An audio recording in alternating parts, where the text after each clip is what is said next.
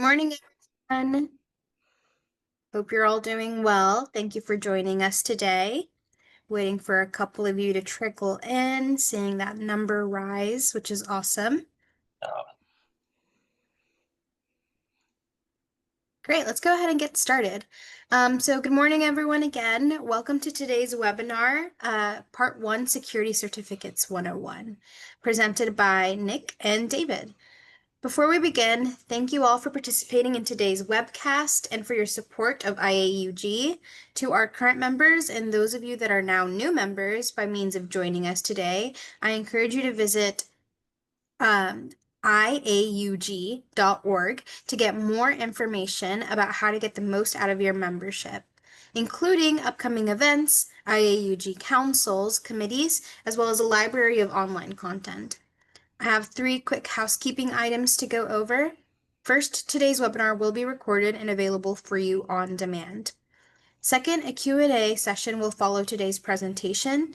All questions can be entered into the Q&A window in the toolbar at the bottom of your screen, and they will be answered either live or through that chat feature. Third, there's going to be a short evaluation that pops up as you exit the webinar. So please take the time to fill it out and let us know what you thought of today's session and as well what you'd like to see going forward. So let's go ahead and get started. I'll turn it over to our presenters for today. Great. Well, thank you. Welcome to Security Certificates 101. So this is part 1 of a 2-part webinar.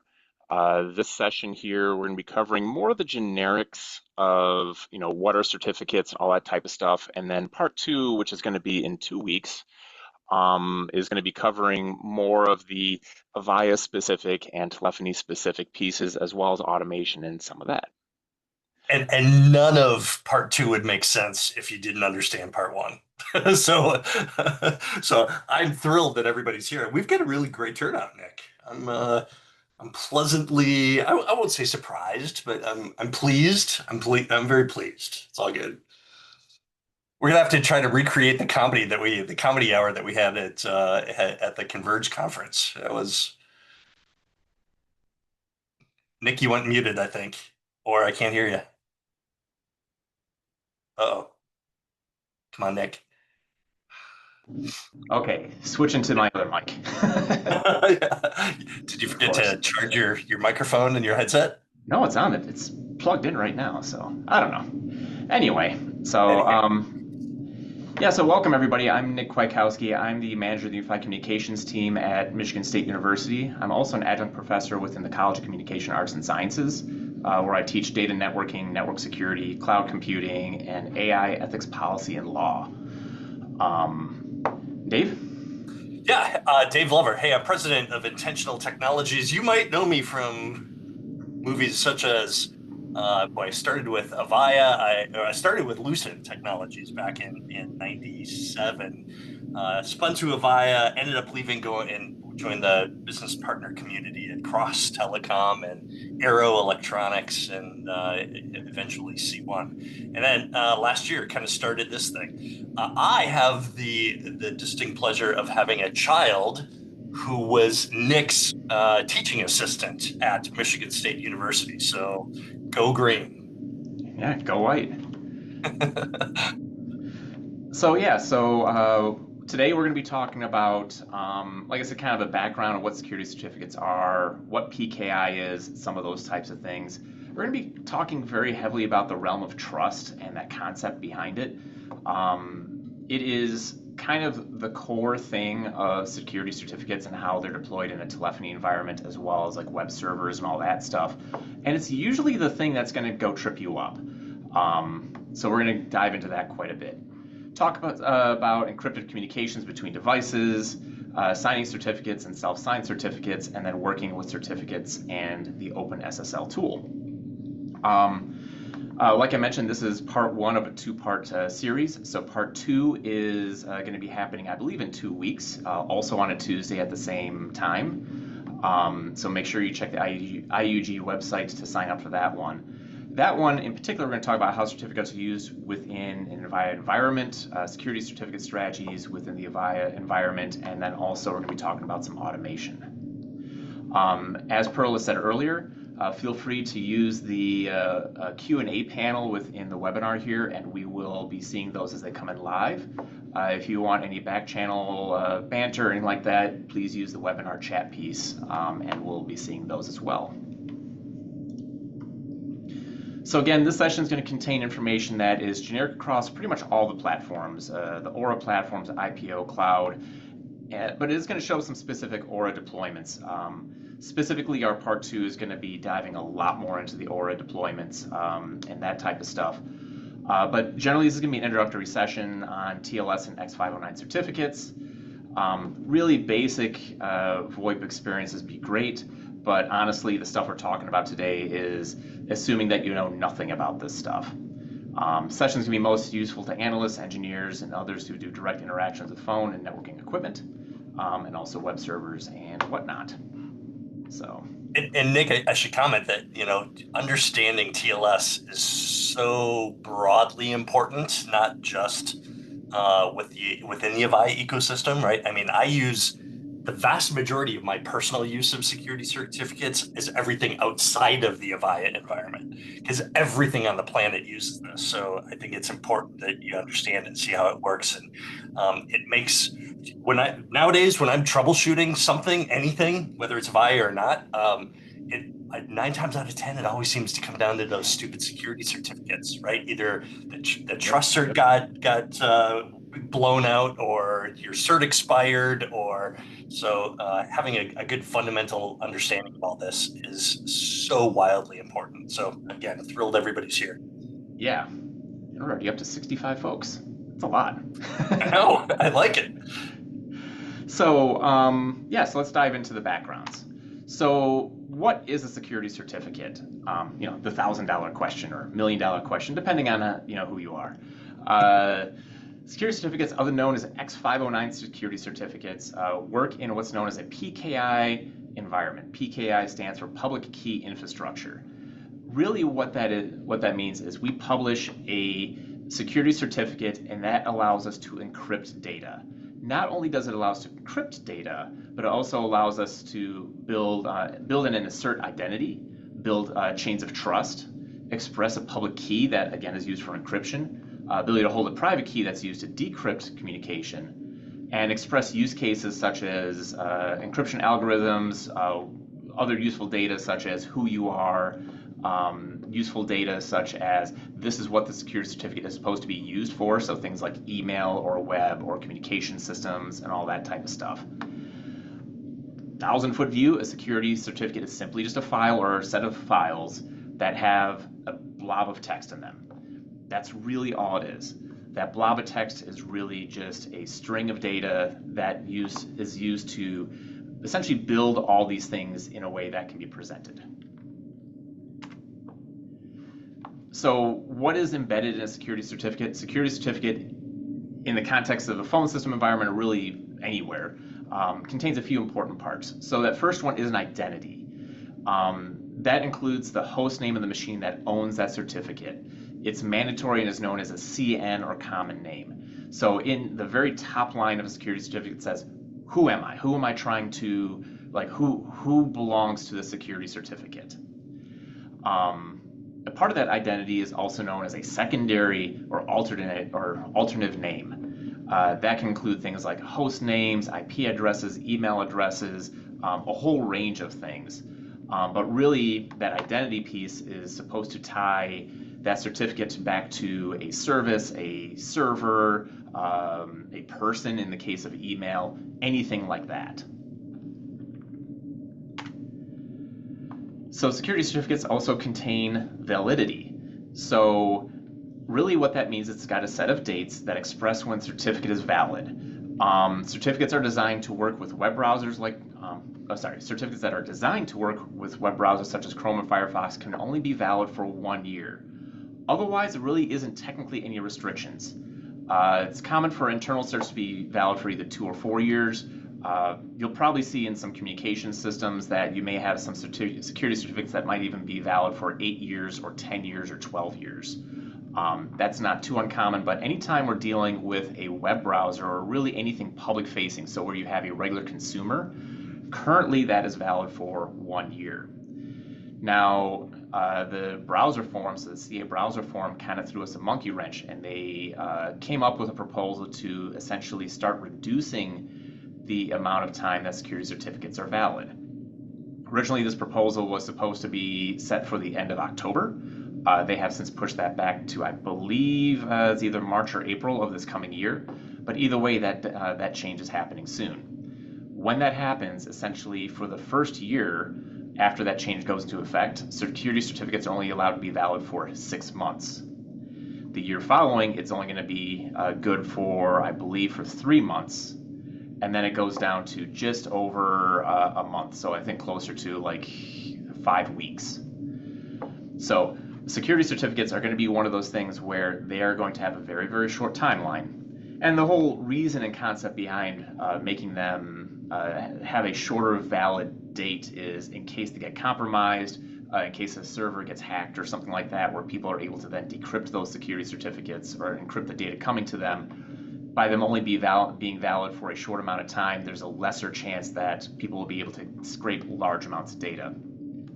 You know, Nick, there's an interesting underlying reason for that too, is the shorter time frames are going to mandate that you do automation because you're going to get to a point where you can't possibly change all your identity certs, as often as you need to for your entire infrastructure, even though again, automation is going to be key to all of that. And what automation does kind of with everything, anytime you deploy automation, one of the key benefits is consistency and kind of the set it and forget it mode where if you do it right, you won't have to think about it. And so it's done correctly every single time, as opposed to having to redo it manually every time. You're going to forget what you did, and you're gonna miss those subject alternative names. You're going to add all the miscellaneous things that may or may not need to be in there, and it screws things up. Automation drives consistency, and that is the name of the game with administration and certainly when it comes to certificates. So it's going to force us to get our act together, to be honest, right? And I think with Avaya specifically, this is one of the things that Avaya kind of lacks is automation of certificates. And so they've got some work to do, and this is going to force them to do it. And it might be painful in that process until they do it, but this is going to kind of drive some of that behavior that we all desperately need. Yep, absolutely. So the other thing that's in a security certificate is what we call trust. So we build what's known as a chain of trust. Usually this involves a trusted party, other known as a certificate authority or a CA, that puts their thumbprint on a certificate to signal that they trust it. This process is known as signing a certificate. We're going to talk a lot more about that later on in this presentation. In many cases, the actual CA won't trust your specific certificate, but they allow an intermediate certificate to trust you. In that case, that certificate would have a thumbprint of the intermediate certificate. Sometimes there might be multiple intermediate certificates, but there is an artificial limit of 8 certificates in the chain for most environments. And actually, when you're dealing with Avaya IP phones, that is significantly less here. I think you're limited to maybe a chain of like 4 at a time. But really what happens is we start building a web of trust or a chain of trust to say, yes, I trust that person person trusts that person, so therefore I trust both of them. So in the case of, let's say, Dave, I trust Dave, Dave trusts his son, so therefore I trust Dave's son. Is that a good move? Yes. I'm going to say yes. Okay. Yes, that's a good move. So, pictorially what we're showing here is, so you're going to have these CA root authorities that exist. So like this guy right here, your browser's going to trust this authority over here. This authority trusts this intermediate certificate, and therefore any certificate that's signed by any of these intermediate certificates, such as your end device, your other end devices and all that type of stuff that exist, those get trusted as well. So if you trust this top guy, you trust all the people that are below. There's a question here. It says, what kind of automation tools do we use to manage certs? We have probably about 15 to 20 minutes that we're going to be talking about that in part 2. So if you can hang on to that question for 2 weeks from now, we will cover that hopefully extensively. So So yeah, so we build essentially this web of trust across all this. And I need to remove all that. Clear all drawings. There we go. So your web browsers have a built-in list of security authorities, root certificates that they trust. This list gets updated every security update for your browsers. Some browsers actually defer to the operating system. They have their own list of trusted certificate authorities as well. But if we go take a look at the one from Mozilla, I like the ones from Mozilla because they have a website where you can just go and pull them up. And I will make this text slightly larger here so people can actually see it. It is a massive list. This over here has about 180 different security authorities that if you use the Mozilla browser, you automatically trust. And because you trust, let's say Amazon, if you were to trust Amazon, you trust Amazon because your browser trusts them and you trust the browser. You're using Chrome, Chrome trusts Amazon, so anything that Amazon signs, you automatically trust, which is why when you go to random websites, you don't get this random thing that says, hey, it's not a trusted site. The corollary to that, though, is when you go to, let's say, your copy of System Manager or an internal web server, it pops up this error message and say, hey, you don't trust this because you don't trust that certificate authority. It's not embedded in that browser. So this is, again, allowing us to build that realm of trust. And, we all know we go to one of these sites over here and we get the error message, oh, I've just trusted this one, so that one is not a good use case. But if I go to some other server, trusted that one too. I'm 2 for 2. Got a lot of trust there, Nick. Yeah, I do. I've got a lot of trust. Good for you. I have trust issues, maybe. So, Nick, I actually have a question for you because Yep. I'm not familiar, wasn't familiar that Mozilla had its own set of uh, CAs, right? Yep. Trust certs embedded into that because I always think of it as a device-oriented thing, kind of buried at the operating system. So, iOS as your iPhone's operating system would have a list of trusted CAs, but Yep. you're saying you can also do that at an application level. Yep, at the application level in a lot of cases. So for example, like I said, Mozilla has its own, Chrome has its own. However, if you're using Edge, Edge actually defers to the operating system. So there is a list of certificate authorities that your operating system supports or trusts. Anytime you use a Java application, it tends to have its own trust store as well. All the Avaya applications trust nobody except for the ones that are listed in those applications. So yeah, so example of Avaya Workplace, by default, trusts nobody, but there is a flag that you can actually set in the 46xx settings file to trust the operating system. If you go to the phone, let's say a J-series phone, it has its own trust list as well. But yeah, a lot of applications have their own, or it could be deferred to the operating system. So an example of Windows, for example, has its list of trusted certificate authorities. And sorry, this is going to be kind of tiny here. I should probably just show the, let me go and end this here so it's not. It's actually pretty good, Nick. Yeah, okay. So we've got, within Windows, for example, we have a set of trusted root security authorities. And these are going to be the same, pretty similar list to the one that you find in Mozilla. So Global Sign, for example, they've got their certificate embedded in here. It's good through 2029. You can get all sorts of information about it, who signs it, how, when's it valid, a public key, all that other type of stuff. You'll probably see, Komodo is in there, DigiCert. These are some of the major companies that sign these over here, and these are the ones that are trusted by your web browser. Along the same line, because they're trusted by your operating system, everything, a lot of applications within the operating systems trust that as well. I can see over here, I also have a note in here for Avaya IX Workplace, which I believe has, okay, mine doesn't have any in there because I didn't add any in there specifically. But there are other applications here that you'll see that are listed that actually have some as well.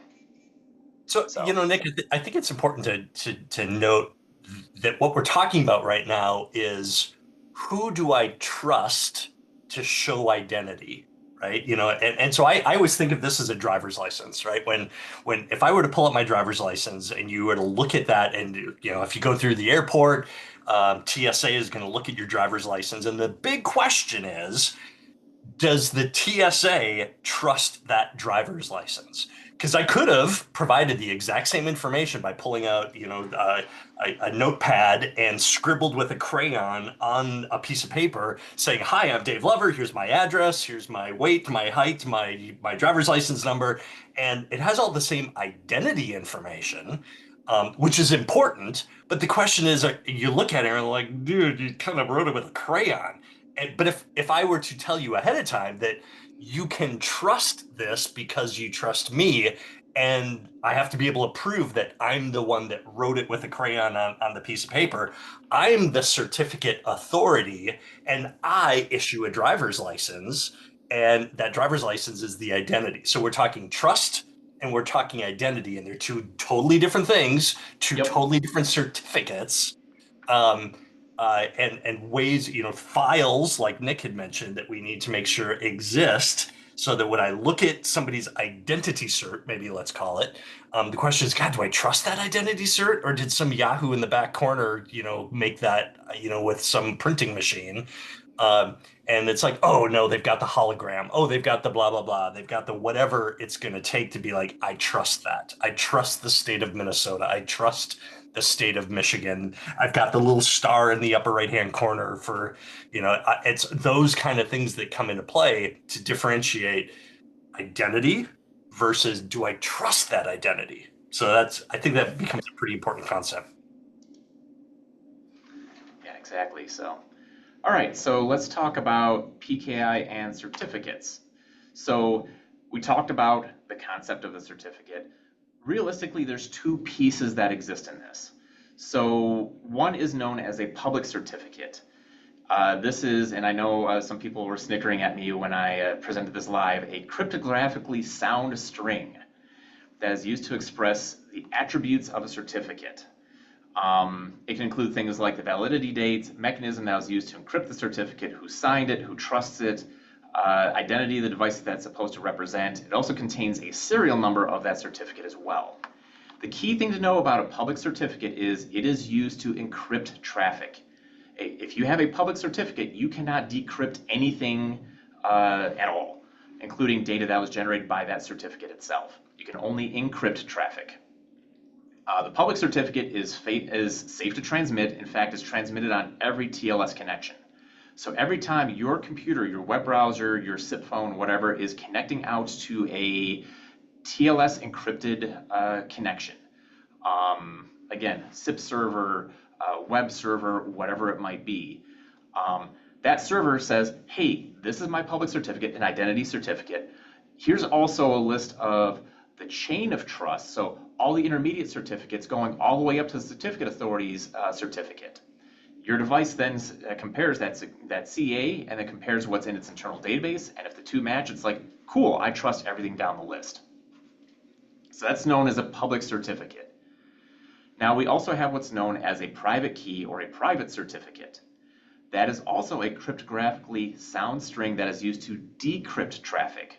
So that takes anything that was encrypted with that public certificate and is able to decrypt it. It contains a method that was used to encrypt the certificate and the serial number of the certificate that it is paired with. That private key absolutely must be secured. And again, the reason for that is anytime somebody has that private key, you can go and decrypt anything that was used by that public certificate that is paired with to encrypt it. So when dealing with certificates, there's a few ways to transport certificates between devices. Generally, the two that you're most going to find are either going to be PEM files or DIR files.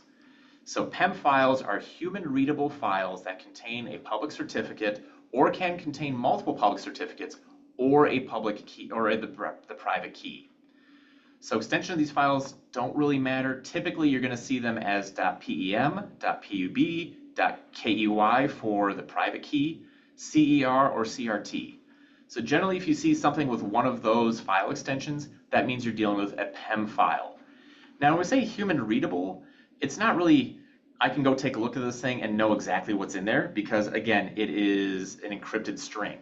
However, it is one of those things where you can easily copy and paste it. You can open it in Notepad, all that type of stuff, and you can see that it is a certificate. If you open the file in a text editor, you should see a block of text that says begin certificate or begin private key, and then they're going to end with end certificate or end private key. That is a really good notice to you that there is a certificate built into there. Now the other style you may run across is known as a DER file. DER files are known as machine readable files that contain public certificates, a chain of certificates, and or a private key. So those are typically binary files. If you open up one of those, they're going to look like absolute gobbledygook. There's not going to be anything that a notepad or whatever is going to be able to read there. Typically, you're going to have those little like music symbols and other random ASCII characters and all that type of stuff. So they're kind of garbage. Those are often encrypted. Typically have file extensions that are .der, .psk, or .pks, sorry, or .p12. DER files often require a password and may include private keys built into them. So you do need to kind of worry about, where you're transmitting DER files. Do they have private keys in them and that type of stuff? You're also going to run across certificate signing requests. So these files are PEM encoded files. They look like PEM files that include some key information used by certificate authorities to sign a certificate. We're going to talk about that a little bit later. They typically are going to include identity information, certificate serial numbers, and methods used to create the initial certificate. Again, they look like a big, large string of text that, again, you can open and copy and paste and so forth wherever you need. Typically transmit this file to your CA, who will then generate a valid certificate for you, signed by one of either the root certificates or intermediate certificates. CSRs don't contain private keys. They don't contain any private information in them other than a host name. So they're pretty safe to transmit. If you have to email a CSR or anything like that, that's fine typically. Obviously talk to your security people if that's something you want to do, but there's not a real security risk of having them. The public certificate that generates a CA won't contain a private key, so it's also safe to transmit as well. So what do these things actually look like? I'm going to go open up one of my favorite little tools here called MOBA Xterm. So MOBA Xterm is essentially, it allows me to interact with the copy of Linux that's running on my machine here. I can go and open up one of these files here. Let's see here, rw1.pem. So you'll see here that this is a human readable file. Again, we've got this thing that says begin certificate, end certificate, and it's got a whole bunch of stuff in between. So this stuff that exists in between here is a certificate. That's the data that goes in that certificate. In here is encoded, again, a host name, the validity dates. It actually has a whole bunch of stuff that's included in there.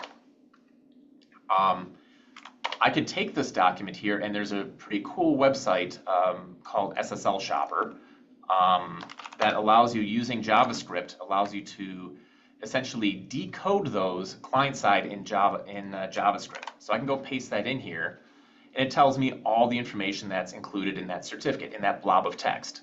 So my common name, rw1.sip.msu.edu. I've got some subject alternative names, organization, country US, when it's valid from and to, the issuer, and then there's that serial number. Now there's a bunch of other stuff that exists in this certificate as well, but these here are like the key information most people tend to need when dealing with certificates. Again, that issuer, who's my upstream certificate authority. In this case here, this is the one who signed it. The validity dates, subject alternative names, and then the common name are usually the ones that we care about. Hey, Nick, another interesting anecdote there with that. If you go back and bring that up, if you could, if it's still there Yep. somewhere. The that subject alternative name. This is something that changed pretty drastically about, geez, what was it, 4 years ago, where Apple, amongst others, kind of came up and said, "Hey, we're going to add some things to our list of requirements that if your cert doesn't have them, even if you think you trust them, the application, we're not going to trust them. So like Chrome and Safari were that same thing. And so this is a good example in the Avaya world where we look at that and that subject alternative name, the RW1, I could probably guess that this is Nick's cert that he uses on the front of the SBC because Remote Worker 1 is like what everybody on the planet uses, which is totally cool. But it also explains why even though you have a valid cert on it, and if you were to go to that website using that fully qualified domain name, everything will work out great until you go to try to access that exact same server on the exact same interface, but using an IP address, you'll come up with a, hey, this, I don't know if you should trust this, because the browsers are told that if the name that you are accessing that thing with isn't in that SAN, we're not going to allow you to trust it. And so this is why we're seeing more and more and more SANs or certs that have a ton of SANs in them, just a ton of alternative names because you're like, well, what if they access it via this domain name, DNS name? Or what if they do that DNS name? Or what if they do this other DNS name? And if it's not in that SAN list, then your browser will not trust it. And it's again, something that before like again, I'm trying to remember exactly the date. Let's call it 4 years ago. That became a really, really big change that, like, yep, it better have these certain things. Otherwise, you could trust the CA all you want. The browser won't trust it. So kind of interesting. Yep. So this tool here, OpenSSL, we'll talk about that a little bit more here. This actually gives us all that same information as that website did. I just took that same blob of text over there, fed it into here, and it gives me all sorts of information about the certificate, even stuff that website doesn't present. A lot of that you're not really going to care about. You don't care about the signatures. You don't care about all this other stuff here. But know that you can do this on your own server as well. Hey, Nick, there's a Yep. question that came up that I was going to type it out, but I'm thinking, hey, I may just want to answer that. Yeah. Um, the who's responsible for identifying these certs? And there's another interesting little scenario that if you are going to create a certificate, one of the things that's going to happen because of the SAN aspect of all this and the domain name aspect of it, the common name aspect of this, you have to be able to prove that you're the domain name holder. And so, like, your business partner can't do that for you. If you own msu.edu, no one else can create a cert, a legitimate trusted cert for msu.edu. Nobody can do it. Your business partner can't do it. Avaya can't do it. In fact, one of the things that we do as part of the cert request is like, hey, if you trust this, or if I'm sorry, if you truly own this domain name, you should have access to the DNS records. And I bet if you have access to the DNS records, you could go build me a TXT record. And boy, if you were to plug in this big string that I tell you to do, I should be able to go look that up. And if all of a sudden that text record shows up in your DNS records, then I'm like, sure enough, you own that domain because nobody else would have been able to do that if you don't own the domain.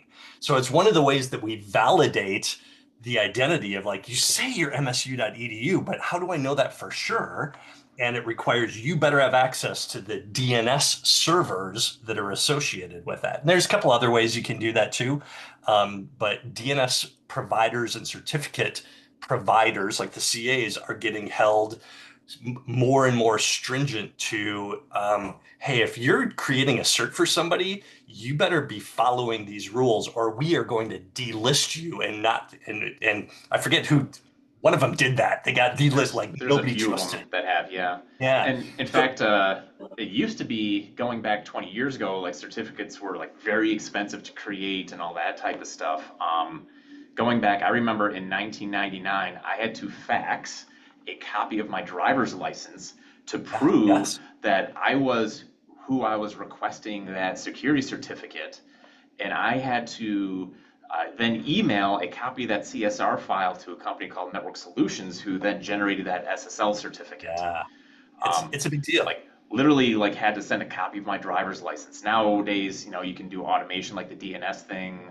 They have other ways to do that to prove that you own something as well. But Yeah. um, So that the answer to that question is you, the owner of the system, ultimately are responsible for it because if we're going to use a domain name that means something to your users, you sure the heck aren't going to want somebody else's domain name, right? They're going to look at that and be like, I expect that to say something something dot msu dot edu.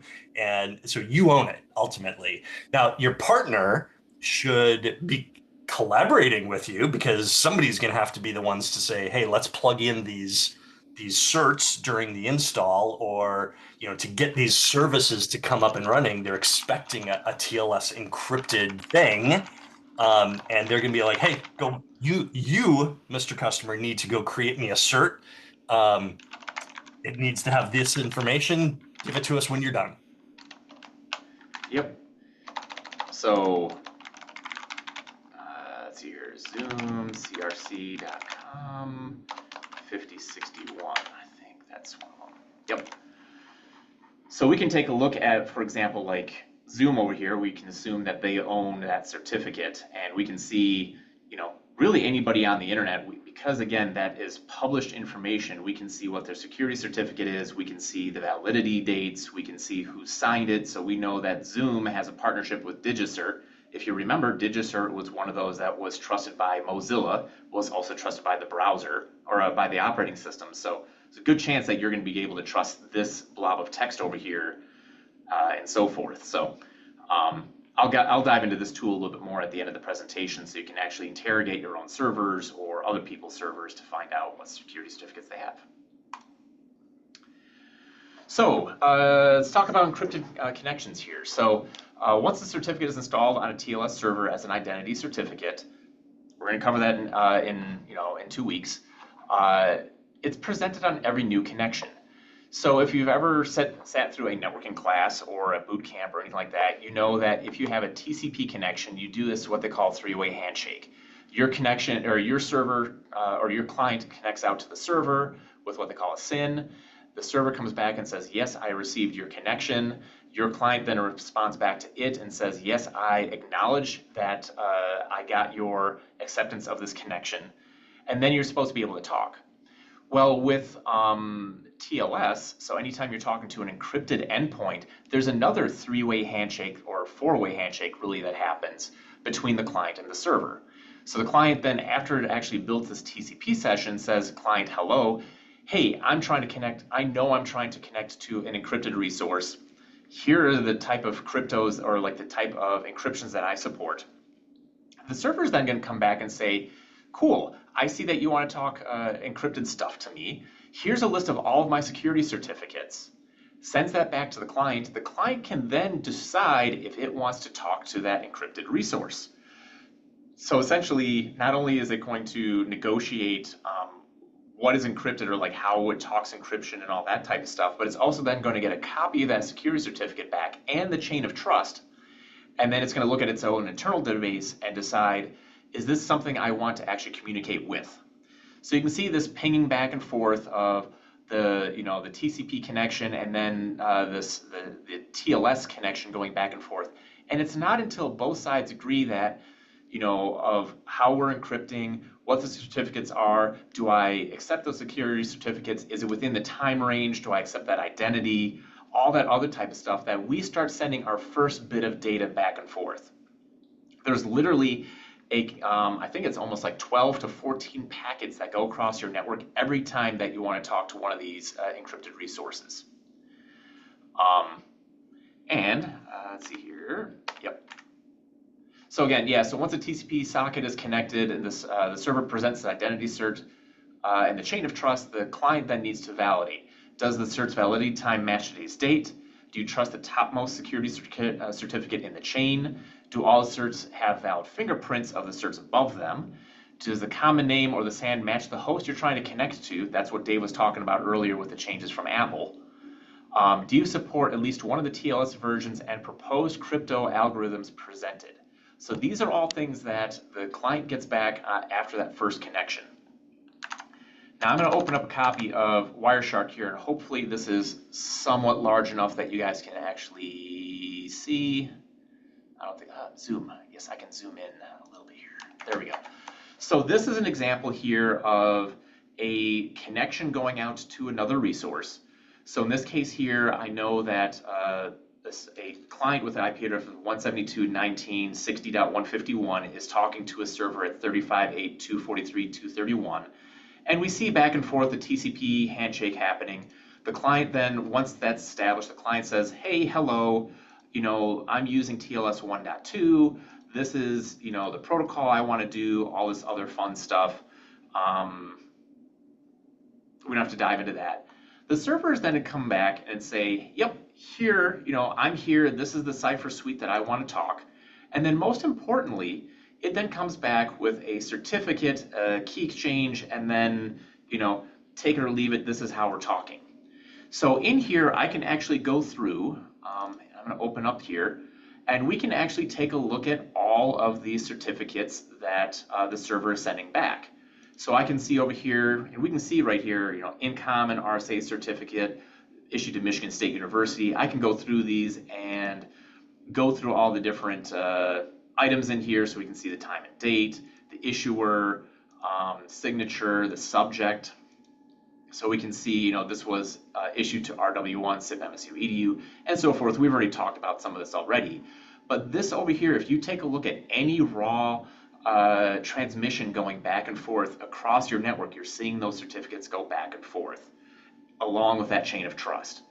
And it's not until I get to this level over here where certificate is sent back, the client then says, yep, I want to continue, let's go and start this conversation. Then you can see over here, starting at line 20 through 23, this is actually where we start sending data back and forth that's encrypted using that public certificate that was transmitted by the server. So if you look at any Wireshark trace on your network, you're going to see this happening over and over and over again for every new connection that happens on your computer. And Nick, how much do you see that in TraceSM? You can actually see almost all of it. So you won't see the TCP setup. The TraceSM does not show that because that kind of happens at the network card level. But you will, okay. You actually can turn on, one of the options in TraceSM is to do TLS diagnostics, in which case you will actually see the client hello, server hello, certificates being sent back and forth, and then these other items here. And then you'll see a little green box there that says the TLS is successful, and then you continue on. So TraceSM is actually one of the few tools that you can use to see this handshake happen back and forth. Almost everywhere else, unless this SSL session is successful, it'll seem like it never happened across the network. Oh, yeah. In fact, I talk about this right here. So if a client says that all tests pass, they then pass on a few random numbers for the encryption, and then the session starts to allow traffic. In most cases, if any of the previous tests fail, the tunnel is not established, and in most cases, it won't seem like the connection was even attempted at all. So if you have a phone, for example, that does not trust your server, you might be doing a TraceSM on the server, or you might be doing, a diagnostic on the server, and it may seem like that phone never actually was able to successfully connect. You'll say, like, I didn't even get that thing, firewall must have blocked it, network must have blocked it, something like that. It might actually be that you had a TLS issue with a certificate, not trusted, could be anything along along that way. The exception to that is on the ASBCE, so the Avaya Session Border Controller for Enterprise. If you use the TraceSM tool, it does have the ability to trace those TLS sessions. By the way, it also logs all those failed sessions as well. You can go into the UI within the SBC and see every single connection that had failed on the TLS level. By the way, super noisy, good luck filtering it, but you can actually see that it happens. That strikes me as being an incredibly huge log file. Yes, it rotates out, so it's not, I mean, yeah. The thing to note though is pretty much every other product that exists in the Avaya suite, if it does not pass all of these tests right here, it'll be like that connection never happened. You'll never see it in the logs. If you do like a list trace in CM, you'll never see that connection actually successful. let's talk quickly about creating certificates. So there's a few ways to create certificates. One is a standalone. You can create a standalone certificate using a tool like OpenSSL. The certificate will be self-signed and be paired with a private key. That certificate and private key will need to be uploaded and installed on whatever server that you have because you use a standalone tool like OpenSSL. You will then need to have all the other applications that want to connect to that resource directly trust that certificate. Now, I've seen this actually done in certain environments. It is absolutely crazy because then you have a trust list of like 1,000 certificates for every single device. But you can do this. This is known as using self-signed certificates. Very commonly, you'll also go to a resource, let's say a web server or something like that. It'll come up with an error message that says, "This is a self-signed certificate. Do you trust it?" And then you'll allow you to connect that for that session. Again, self-signed is like me, Dave Lover, signing my own driver's license and saying, "See, it's got my signature on it. You can trust it." And Yep. like, no, if I didn't trust you before, I don't trust you now. So self-signed, I think helps with an encryption standpoint, but it does Yes. not help Not you help with that identity. with identity. Yeah. So now, to that same thing, if you directly trust a certificate, so you put it into your trusted list, you do kind of actually have that identity because you've directly said, "Hey, I trust that, that notebook paper that David Weber I signed." talked to Dave Lover, and Yeah. I believe everything he says Hmm. is, So, we know how dangerous that is, right? right. So another option is to have a third-party application sign and create a certificate for you. You're typically given a public certificate signed by another certificate authority in the chain as well as a private certificate. This is less common, but it is used by some security departments, particularly larger ones, where they don't want you managing your own CSRs, they don't want you managing your own uh, tooling or anything like that. So I know one of the gentlemen that I work with in our ETC board. He is in this situation here where the certificate and private cert is generated by their security department, and they push it down and said, "Okay, install these. This is what you're going to use." Um, you still need to upload and install that public signed certificate and private certificate, or like private key to your server. Unfortunately, most Avaya products don't allow you to upload and install private keys. Um, if they see a private key coming across the wire, they don't allow you to install it because in theory that could be tainted by somebody else.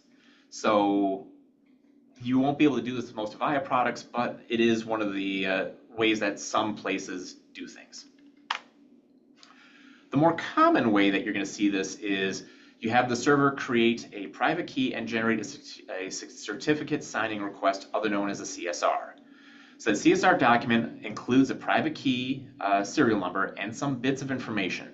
You can then take that CSR, present it to your certificate authority, so one of those companies that's in that Mozilla list, and then they're going to create a certificate that matches that serial number. This process is known as signing a certificate. Essentially what happens is they create a certificate that has the thumbprint of whatever upstream certificate they tell you to use. So that is then included in the realm of trust. So you have a signed certificate that has a thumbprint of, let's say, an intermediate certificate or a CA authority that is then trusted by other devices. You then take that signed certificate and upload it to your server. The server will match the serial number from that certificate that they gave you with the serial number of that private key that's already on the server. So both those are paired together, and then using that, you can now present a public certificate that people use to encrypt data to you, and then you use that private certificate to decrypt that when data comes in. This is a preferred method of creating certificates and used by both public certificates, so public CAs, as well as private CAs like System Manager. We're going to talk a lot more about that public versus private CAs during the part 2 of this session. Creating CSRs is a mildly different approach for every product that you're working on. Surprise, surprise. Generally, you're going to be asked some identifying information that's baked into that CSR. So typically, you're going to be asked for like a server host name, location of that service. That typically is going to include the country, the state, the municipality, organizational information. That can usually include the OU or the organization, organizational unit, those types of things. That's very typically what they're going to ask. When you create that CSR, the server is going to then create a brand new private key and store it securely. So For almost all the Avaya products, when that process happens, it's going to be stored on a portion of your server that you will not have access to. You're not going to be able to touch that directory that has those private keys on there. So it is storing it securely. It's not going to be made public, any of that type of stuff. It'll then give you a PEM encoded plain text CSR file. It might also be displayed on the screen. I know certain Avaya products, they actually display that CSR file and they expect you to copy and paste it out. Again, you can open that file in Notepad. It looks very similar to a PEM encoded certificate that we've already shown you. You'll then need to transmit that CSR to your certificate authority. Some require you to copy and paste them. Some allow you to upload that CSR file. And then that CA is going to then transmit that signed certificate to you. It may be downloaded from a web portal, emailed, whatever, through there. You then take that CA file, you install it on the server. Again, the server is then going to pair that with the private key that was generated earlier, and then you should be good to go. Again, that's the 1,000-foot view of what happens. Every device, every server, every Avaya product does this slightly differently. So you will generally need to dive into the documentation on how to do that. We're going to cover some of the basic ones in 2 weeks. So wrapping up here, working with certificates. When you start to work with certificates, you will absolutely need to know a tool known as OpenSSL. There are some workarounds where you don't need to use OpenSSL, but if you're not using OpenSSL, you're really setting yourself back.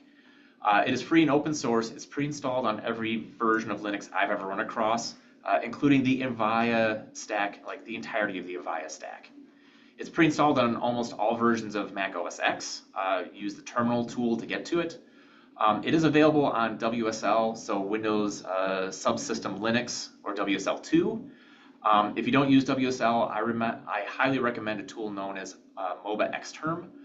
That is also a shareware application that you can use, fully functional. Registration's super cheap too.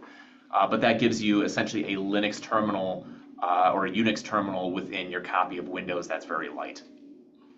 OpenSSL allows you to interrogate TLS servers, convert certificates between file formats, create self-signed certificates, create CSRs, the whole gamut. By the way, almost all the Avaya tools use OpenSSL or the OpenSSL modules within them. So this is, again, the base layer tool that just about everybody uses. So when I talk about interrogating a server, again, what I mentioned was anything that you have the ability to open a TCP connection to that's an encrypted resource, you can find out what certificates are currently being presented as a part of that handshake that's back and forth. Use the command OpenSSL s_client -connect your host and then port and then show certs. What this command will do is it will then show you all the certs that exist within that TLS handshake. You can find out all the identity cert, all of the trusted certs that are presented with it, and so forth. It's extremely useful in checking what servers are currently serving. You can use that to recreate trust chains and pull down certs and verify the chain of trust is complete. So personally, every time I change a cert on a server, I go and run this command here to make sure it's actually presenting what I installed. Sometimes, particularly in Avaya servers, you need to reboot the server for it to actually present the correct thing, or restart a service or things like that. So I know then right away, are things good or not? So how does this command actually look? Let me go and show this again here. It gets Zoom's certs. So Zoom again has a public SIP server that you can connect to. I'm actually using it right now. But they have an identity cert here, which is this big set of gobbledygook over here. They then have all of their trusted certs in between. So the ones from DigiCert and so forth. So if I'm building a new server and I know I need to trust Zoom, but I don't have them in my listed of CAs that are already trusted, I can literally go take this file, copy and paste into a text file, and install it onto my operating system or my copy of Java or even my phone, and now it is a trusted cert. I didn't have to contact Zoom. I didn't have to trace anything on their website. I was just able to find through that TLS handshake who do they trust or how are they presenting that trust, and I can go and manually trust them. Again, I can do this with one of my own servers as well. Let me talk to rw1 sip.msu.edu, and I can show over here that I have a identity cert, which is this first one over here, and I have some intermediate certs. And again, if I wanted to train a phone to be able to talk to my server and be able to encrypt communications to that server, I can go and install these different certs. So that's not necessarily the identity cert, but all the change certs. And now I can have successful communication with that device. And you can only have one identity cert per service. Is the service usually defined solely by the port number, or are there other ways that you might define a service? Because when you ran that command, it's not like you're going to get a list of every cert on the system, right? Because you'd have to Correct. pull all of the services, So and you'd have to know what the services are that's running on that server and what port they're on, right? yeah, so generally you're only going to have a set of certificates pinned to an IP address and a port. So those two things are generally what you're going to be doing. There is some trickery you can do using a protocol known as SNI. So SNI essentially allows multiple hosts to share a single IP address and port. But that gets into a whole nother set of how do you negotiate host names and all that type of stuff way over the level of this. Yeah. But for the communication stack, so in the Avaya environment, we really don't use SNIs. So I think that maybe the point of it is, when you think of session manager, you think of session manager as one thing. Nope, session manager is actually a whole bunch of different things. And so Yep, session manager as a whole has a multiple certs, identity certs, but it's yep, only one cert per thing. It's like yes. the various They've got a SIP cert. entities. Yep, they've got a cert that exists for the TLS or for the SIP endpoint. They have one for the database endpoint. They have one for the web server. They have quite a few of them. So it's just one thing Most. to recognize that when we think of a server, just understand there's a lot of Yep. services within that server. Yep. So if I want to interrogate a file that you saw me run this command a little bit earlier. Um, we've got the OpenSSL X509 no out text in, and then I can go interrogate the server, the file, and it gives me all that same data. So the SANs, the expiration dates, issuers, and all that type of stuff. Creating a CSR, if you want to create your own self-signed certificate or create your own certificate on the file, there's two OpenSSL commands that you can run. So OpenSSL gen RSA, this is to generate your private key. And then you can go and create a certificate signing request with the REQ, and then you say, I'm using that key I just generated, and I want to output this over here. That's going to, again, create the combination of those two commands will create two new files, a server.key, which is the private key. Again, don't lose that or share it. And then the CSR, which then is going to be transmitted to UCA, which is then going to give you that signed cert back. So when converting file types between certs, remember there's private keys and public keys to worry about and all that stuff. I never remember the commands on how you convert cert types, but you can absolutely do it. This is a website I tend to go to. So DigiCert has a really nice how-to on their website where they show all the different commands that you can do. If you need to go from a PEM to a DIR, from a PEM to P7B, from PFX to PCKS, those are different cert types that different servers may require that you use to install. But this over here will show you the commands that you run in order to convert from one file type to another. Remember, all the data that's contained in those file types is exactly the same. The file types are just slightly different in that case. And we've got, I think, just a few moments for Q&A here. I know we're at the top of the hour. I don't see any open questions in the chat queue.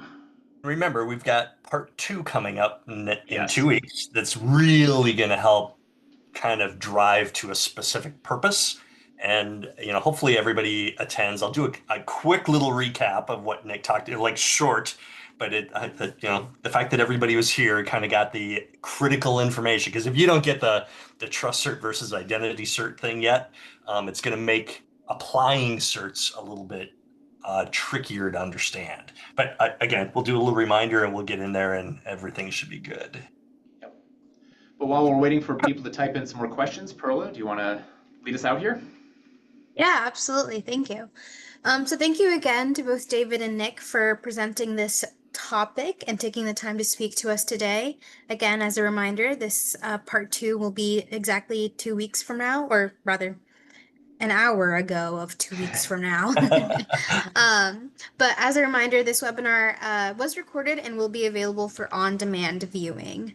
To continue engaging in discussions like this and to access more technical conversations and resources, we encourage you to visit iaug.org.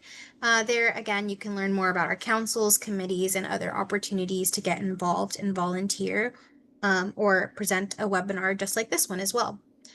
Please make sure to complete the short evaluation that will pop up as you exit the webinar. And from all of us at IAUG, thank you, and we hope you have a great rest of your day.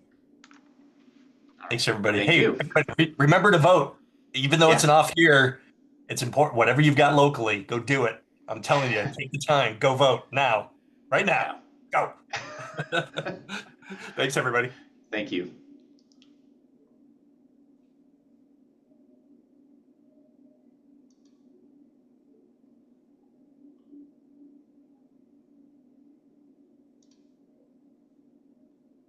Awesome.